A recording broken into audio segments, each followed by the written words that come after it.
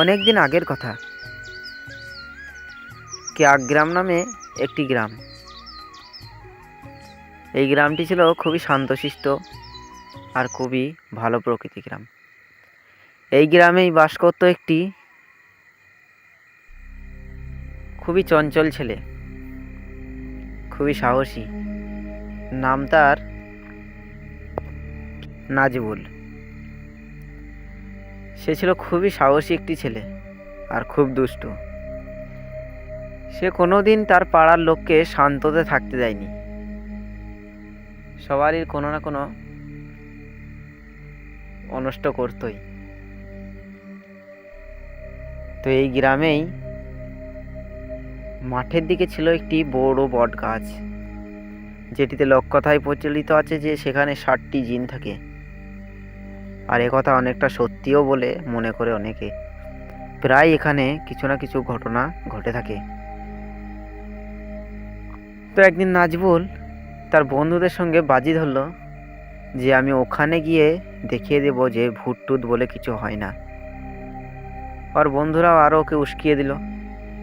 আর ও ছিল খুবই সাহসী ছেলে, সেসব ভূত টুত কিছুই মানত না।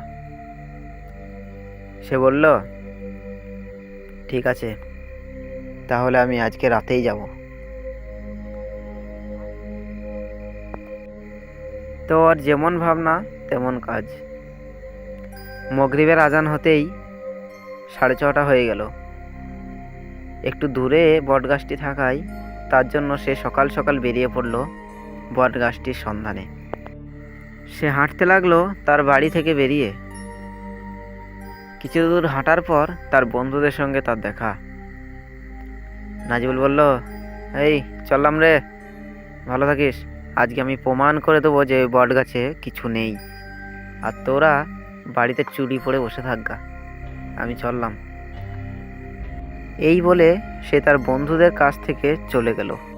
সে হাঁটতে লাগলো গ্রামের কাঁচা কাদামাটির রাস্তা দিয়ে। তার এসব খুবই অভ্যাস। সে বেশিরভাগই কাদায় কাদায় বেরিয়ে বেরিয়ে বেড়ায়। সে হাঁটতে লাগলো রাস্তা দিয়ে। নাজবুল মনে মনে চিন্তা করছে, আরে ভূত বলে কিছু হয় এখন এসব কেউ মানে? গ্রামের লোকেরাও না পারে বটে, সব মিথ্যে কথা কথা আলোচনা করে। এই চায়ের দোকানেওয়ালা বেশি, এদের কারণেই গ্রামে ভূতের ভয় আরও বেড়ে যাচ্ছে। যাই, আজকে গিয়ে ওদেরকে আমি প্রমাণ করে দেবো যে ভূত টুত বলে কিছু হয় না। সে আস্তে আস্তে গ্রাম থেকে অনেকটা দূরে চলে এলো।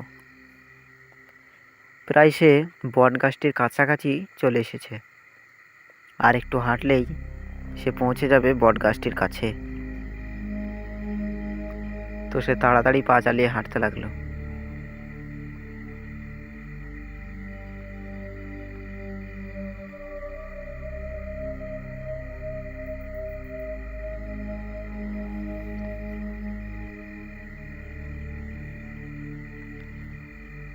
কিছুক্ষণ পর সে পৌঁছে গেল বট গাছটির কাছে। কাছে গিয়ে দাঁড়িয়ে দাঁড়িয়ে দেখতে লাগলো বট গাছটির দিকে, আর বলতে লাগলো, আরে এইটাই তাহলে সেই ভুতুড়ে বট গাছ বুঝি? কই কোনো ভূত টুত তো দেখতে পাচ্ছি না। আমি জানতাম এসব গ্রামের লোকেদের ফাঁকা কথা। আমি আজকে গ্রাম গিয়ে তাদেরকে বুঝিয়ে দেবো যে ভূত টুত বলে কিছু হয় না। নাজবুল একটু ঘুরে ঘুরে দেখতে লাগলো বট গাছটির গায়ে গায়ে। তো দেখে অনেকক্ষণ ঘোরাঘুরি করার পর সে বাড়ি যাওয়ার জন্য রাস্তা দিয়ে কেবলে হাঁটতে লেগেছে, আর অমনি তার সামনে হঠাৎ করে কিছু একটি জিনিস চলে এলো। তার শরীরের আকার আর চেহারা দেখে বোঝা যাচ্ছিল এটা কোনো মানুষ নয়। তার শরীর থেকে পুরো পচা গন্ধ বেরোচ্ছে।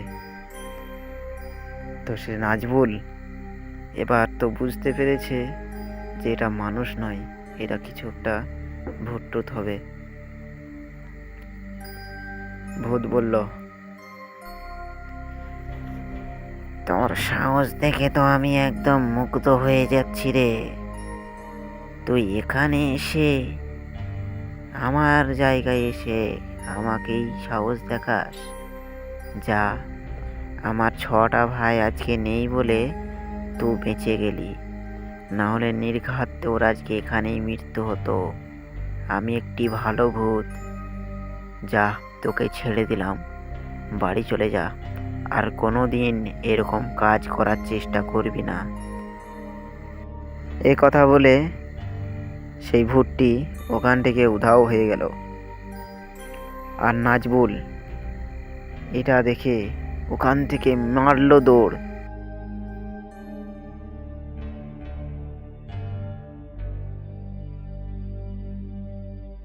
দৌড়াতে দৌড়াতে সে বাড়ি চলে এলো। বাড়ি এসে দরজা বন্ধ করে চুপ করে বসে পড়ল খাটের ওপর। তারপর থেকে সে জিনে বিশ্বাস করতে লাগলো। সে বুঝতে পারলো যে জিন টিন বলে কিছু হয়, আর এতদিন সে এসবে বিশ্বাস করতো না। তো বন্ধুরা, তোমাদের সঙ্গে যদি এরকম কোনো ঘটনা ঘটে থাকে তাহলে আমাকে কমেন্টে জানাও, তোমাদের কমেন্ট পিক করব। ধন্যবাদ, দেখা হচ্ছে পরবর্তী গল্পে।